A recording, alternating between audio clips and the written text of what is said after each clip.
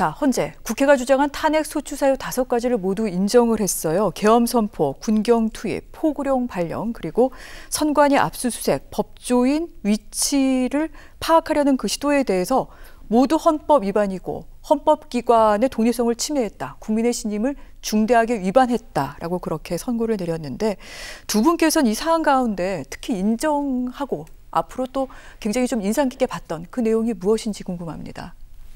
일단 그 가장 큰 것이 저는 비상계엄에 대한 부분이거든요. 네. 결국은 1979년도에 발생하고 지금 거의 한 45년 만에 이 비상계엄이라고 하는 부분이 있었는데 이 비상계엄이라고 하는 부분에 있어서 재판관들이 만장일치로 이 비상계엄이라고 하는 국가 긴급권은 네. 전시나 사변 그리고 이에 준하는 아주 진짜 국가 비상사태에만 사용할 수 있다는 부분들을 아주 엄격하게 네. 말씀하셨거든요. 그렇다는 건 결국 윤석열 대통령뿐만 아니고 앞으로 차후에 누가 대통령이 되더라도 국민의 기본권을 제한할 수 있는 국가 긴급권의 사용에 있어서는 헌법과 법률에 따른 그 절차와 어떤 요건이 되지 않으면 무조건 이것은 위헌적이다 하는 부분들을 분명하게 한 부분이 조금 감명 있게 들었고요.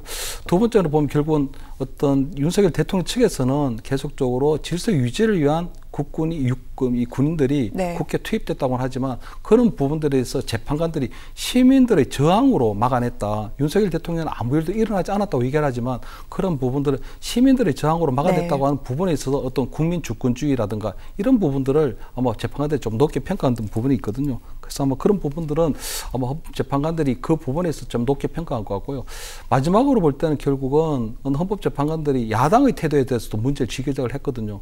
비상계엄이라고 하는 부분들은 윤석열 대통령이 굉장히 잘못된 계엄이지만 네. 그러한 부분들이 일어나는 과정에 있어서 어떤 국회의 거대 야당이 어떤 민주당의 어떤 줄탄핵이라든가 또는 어떤 소수 정당을 배려하지 않는 그런 부분에 있어서 굉장히 엄격하게 질책을 하면서 어떤 관용과 자제 그리고 대화 타협을 주문했다는 부분들은 네. 헌법재판관으로 충분히 새겨들을 말이 아닌가 이렇게 보입니다. 네, 앞서 군경 투입 지점에서 헌재는 시민들의 저항과 더불어서 또 군인들의 소극적인 지시 이행이 국회의 어떤 그 의결권을 행사하는 데 도움을 줬다라는 부분을 또 명시적으로 얘기하기도 했습니다.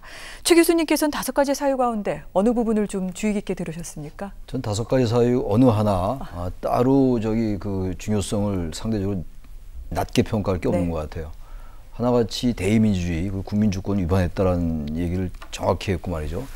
그리고 가장 그 인상적이었던 게 대한민국 민주공화국이라는 거. 네. 그리고 대한국민의 신임을 배반했다. 그냥 국민의 신임이 아니고 대한국민의 신임을 배반했다고 분명히 판시를 했거든요. 네. 다시 말하면 민주적 정당성을 가진 국민의 선출에 의해서 뽑힌 대통령이 국민의 신임을 중대하게 위반하고 또 헌법소의 의지가 없고 이런 것들을 정확하게 얘기한 거거든요. 따라서 어쨌든 이 부분은 군경을 투입시켜서 헌법상 권한을 침해했다는 거, 국회 권한을 침해했다는 거. 다시 말하면 가장 기본적인 게 비상계엄이 정당하다 하더라도 뭐 이번 비상계엄은 정당하지도 않았습니다만 정당하다 하더라도 국회 활동을 방해할 수 없어요. 그 정확히 지적했고 포고령 네. 1호에 국회와 정당의 활동을 중지시킨다는 것을 지적을 정확히 했어요. 그러니까 우리나라 헌법도 그렇고 개헌법에도 말이죠. 정당한 비상계엄이라 하더라도 정부나 법원에 대하여 특별한 조치를 할 수 있다 이렇게 나와 있어요. 국회에 대해서 나와 있질 않아요. 국회가 계엄에 대해서 해제를 요구할 수 있는 의결을 할 수 있게 만든 거예요. 그게 그 장치가 그 제도적 디자인이 그렇게 나와 있는 건데 네. 그 국회의 표결을 방해하려 군이 들어왔다라고 판단을 한 거죠. 거기다 논박이 아주 거칠었잖아요. 2시간짜리 내란이 어디 있느냐 이런 식의 이제 윤 대통령이 스스로 이제 반박도 하고 그리고 군경을 투입하긴 했지만 질서를 유지하기 위한 것이었다는 얘기들. 그리고 이게 계엄이 경고령이었고 호소령이었다. 따라서 계몽령이다라는 거. 그 논리가 얼마나 헌법 논리에 맞지 않고 네. 상식에 부합하지 않고 개위변인가를 어제 헌재에서 정확하게 적시를 한 겁니다. 그 21분 내 그 선고문에서 말이에요. 그게 정확히 드러나 있어요. 그 문장 곳곳에 대의민주주의가 무엇인가, 국민주권주의가 어떤 네. 것이며, 법치국가의 원리는 어떤 것이며, 국민주권의 원리는 뭐냐. 거의 제가 아까 정치학 교과서 같다고 얘기를 했잖아요. 그러니까 헌법적이고 법률적인 측면에서 무엇이 잘못된가를 조목조목 지적하면서도 정치학 일반이 네. 우리 국민이 알아야 돼. 국민주권의 원리라는 거.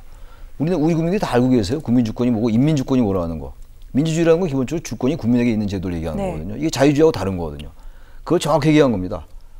자유주의라는 것은 국가의 간섭을 배제하는 게 자유주의인 것이고 그런 것들에 대해서 아주 정확하게 지적을 하면서 결국은 국회의 권한을 침해하고 사법부의 독립을 침해했다고 얘기하지 않았습니까? 전직 대법원장, 전직 대법관에 대해서 체포를 했다라는 거. 그게 결국 사법부의 독립을 침해했다는 것도 어제 적시했어요. 그러니까 이런 모든 것들이 대통령 측에서 얘기한 것이 전혀 사례에 맞지 않고 헌법에 맞지 않는다는 것을 아주 완벽하게 구사한 문장이 아니었는가. 아마 대다수의 많은 국민들께서도 네. 탄핵에 반대했던 분들도 어제 그 선고문을 보면서 대단히 간결하면서도 정확하게 지적을 했다고 느끼실 겁니다. 아마. 알겠습니다. 아마 언론 보도를 통해서 모든 국민들이 이 결정문을 접하셨을 것이고 두 분의 의견에 동감하시리라 생각을 합니다. 자, 이 같은 파면 선고 후에 윤석열 전 대통령 어떤 입장을 내놓을지 관심을 모았는데 2시간 정도 지나서 입장문을 내놨습니다. 그동안 대한민국을 위해 일할 수 있어서 큰 영광이었다. 기대에 부응하지 못해 너무나 안타깝고 죄송하다. 좀 짧았는데 대국민 사과나 승복 메시지가 담겼다고 보기엔 좀 어려울 것 같은데 어떻게 생각하십니까? 승복 메시지가 전혀 아니죠. 대국민 사과는 더욱도 아니고. 기억하시겠습니다만 2월 25일 날 변론 때 최후 진술이 있었죠. 윤 대통령의. 최후 진술을 67분 했어요. 저건 150자 읽는데 그래서 1분이 걸렸을까요? 그만큼 대통령의 인식이 그대로 드러나 있는 게 아닌가. 네. 그러니까 자신의 어떤 이익을 방어하기 위해서 최후 진술에서 그렇게 오랫동안 67분 동안 대국민 메시지를 냈는데 그때도 승복의 메시지는 없었죠. 승복과 통합의 메시지를 많이 기대했었죠. 2월 25일 날. 벌써 꽤 됐습니다. 그때도 전 대통령이죠. 윤 전 대통령의 그런 메시지는 없었습니다만 어제 탄핵 심판이 끝나고 난 다음에 파면된 이후에도 저 부분은 국민에 대한 사과가 아니죠. 어쨌든 비상계엄으로 인해서 정치, 경제, 외교, 그건 재판 헌재 선고문에 정확히 나와 있잖아요. 정치, 외교, 사회, 경제 모든 면에서 피해를 끼쳤다. 라는 말이 헌재 선고문에 나와 있다고요. 어제 탄핵 심판 선고문에. 근데 그런 것들에 대해서 그러니까 자신을 지지했든 지지하지 않았든 모든 국민들에서 이러한 혼란을 겪게 하는 데서 사과를 해야 되는 거예요. 그거 없잖아요. 지지해준 분에 대해서 기대에 부응하지 못해서 미안하다. 그거 사과라고 할 수 없죠. 불과 150자 정도 되는. 그래서 저는 승복의 메시지도 담겨있지 않았고 따라서 앞으로 윤 전 대통령의 행보를 미루어 짐작할 수 있지 않을까 그런 생각도 들기도 합니다. 아, 그렇군요.